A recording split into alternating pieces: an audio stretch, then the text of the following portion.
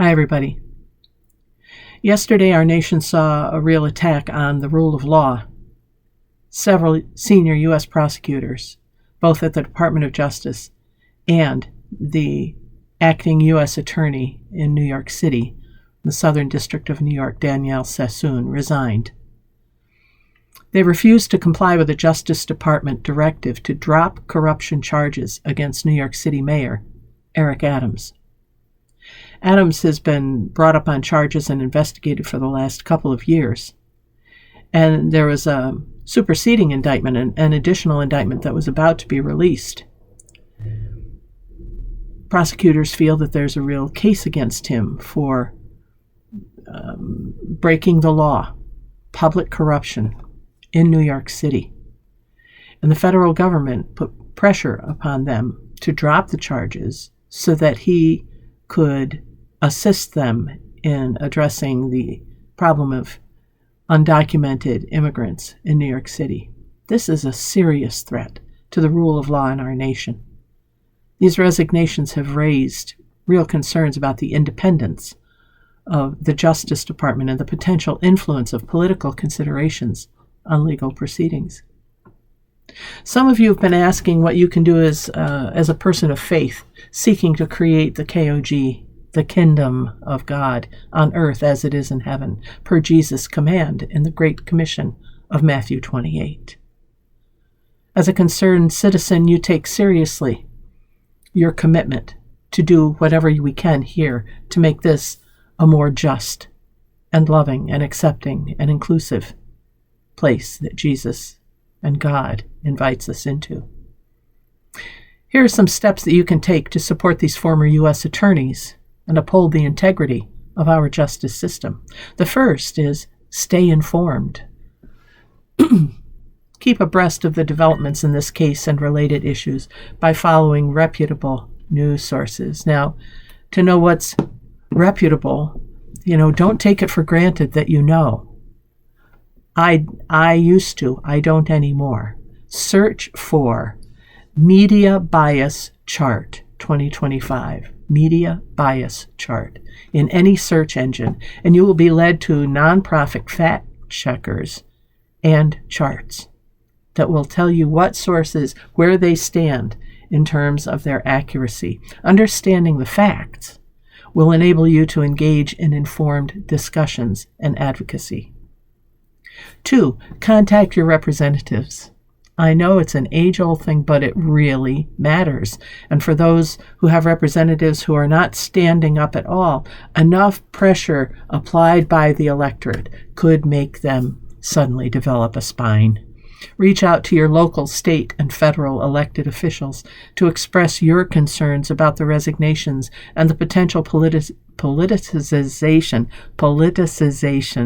of the Justice Department. I know that the current administration is claiming that the last Democratic president did just that. But let me just point out that under that Democratic administration, the Department of Justice successfully prosecuted the leading Democrat in New Jersey, brought these charges against the Democratic mayor of our largest city, and took the president's son to court. That doesn't sound like widespread weaponization of the DOJ to me, but you decide for yourself.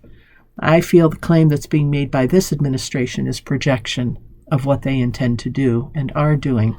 So encourage your representatives to support measures that protect the independence of our judiciary, especially our federal prosecutors. And while you're at it, maybe put them on speed dial or pin them to the top of your contact list because you'll probably need to be in touch with them a lot in the next few years. Third thing, support legal advocacy groups. ACLU comes to mind, but they're not the only one. Consider donating to or volunteering with organizations that promote justice system integrity and defend the rule of law. These groups often provide resources and support to legal professionals facing ethical dilemmas.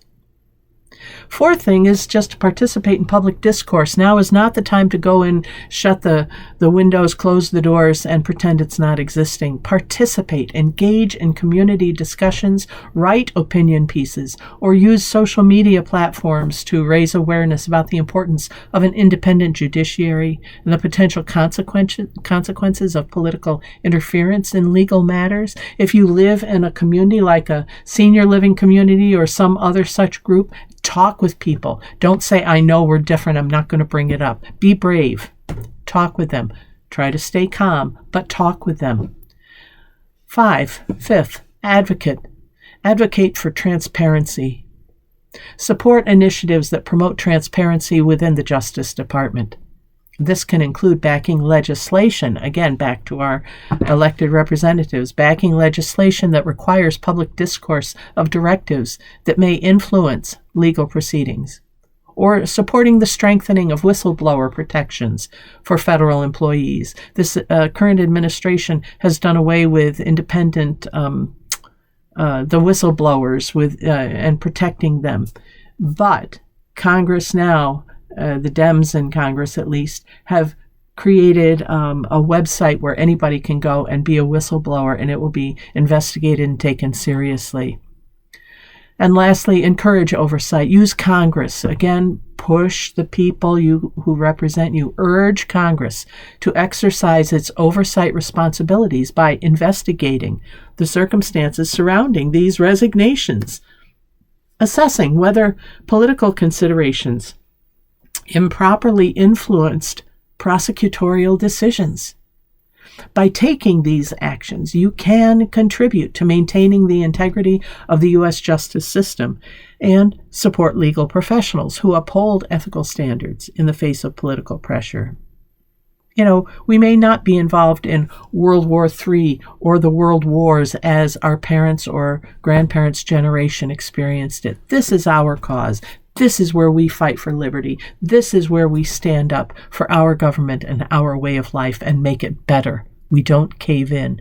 And if you haven't yet watched our video, U.S. Leaders versus Jesus the Christ, please do. You might just want to see it. All right, that's it for now, everybody. Keep the faith. We will be back periodically with updates and more advice, prayers, and other things. Stay safe. God bless. Bye for now. Over and out.